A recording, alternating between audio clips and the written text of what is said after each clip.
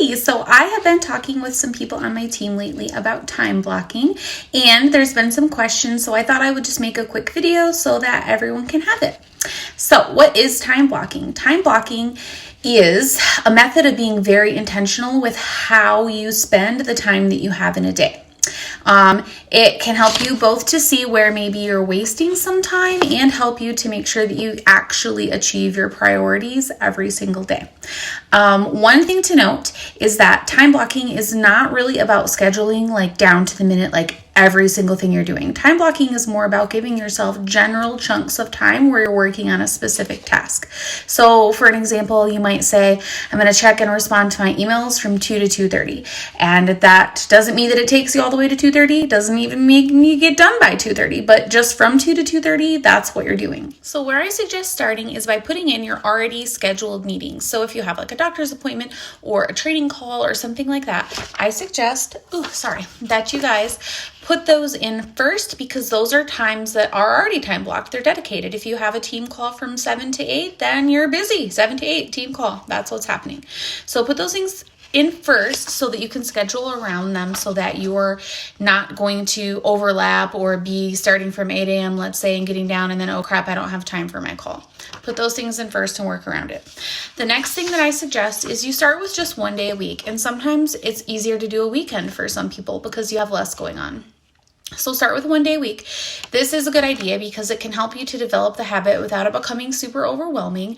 And also you can kind of adjust your blocks to see like, oh, I didn't need that much time there, or I'm definitely going to need some extra time there, before you go and write out a whole giant schedule that ends up needing to be completely changed. You just make a note of it and adjust for later. And we'll go over that more in a minute. But the reason it's important to stick to your blocks is because we're trying to develop that habit into that you create time blocks and then you stick to your blocks. So again, if at 2:30 you're not done checking your email, oh well, you're done and you're moving on to the next block for now. My second tip is to add in a buffer block. You can do a daily buffer block, or some people like to do like a 3 or 4 hour long buffer once a week.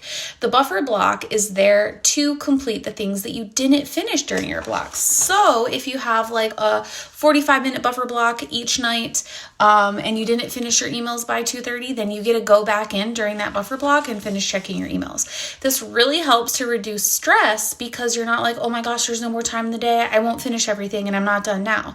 You know that you have that buffer. Also help you for when you go in later and you need to change your time blocks. If you're realizing consistently that half an hour is not enough to check your email, then maybe add 15 more minutes to it.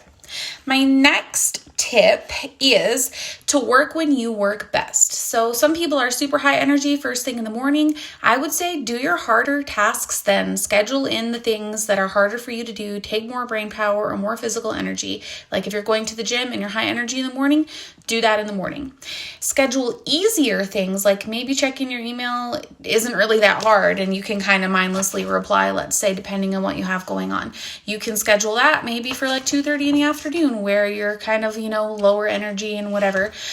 It's important because you want to give the best of you to the things that are harder to do and require more of you, and you can offer less to the things that just don't. Tip number 4 is to adjust your time blocks on a daily basis, or at least make note of where you are. Like again, if you're going to need an extra 15 minutes added to your checking email time block, you can note that so that then when you're adding more days or going to time blocking every single day, you can make sure to just include a longer time for that.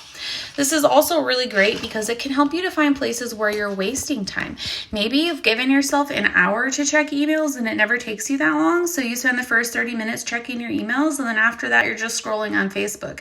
You can note that and adjust it and give that time to somewhere else that's more valuable to you, or to something that's maybe a priority that's getting shorted in another area. The last thing that I want to say is that for me personally, I both time block in times where I have things I have to do, but I also time block in where I'm not doing things. There are certain times and certain days where I do not do those things. Times are where I dedicate to my family, to church, or just to downtime or being present or whatever else. It's super important, in my opinion, that you have times where you're not having a specific task, because you're not a robot and you will get fatigued, you will get low on energy, you might get sick or something else, and you need those times to recharge. I hope this was helpful for everyone. If you have any questions, pop them in the comments.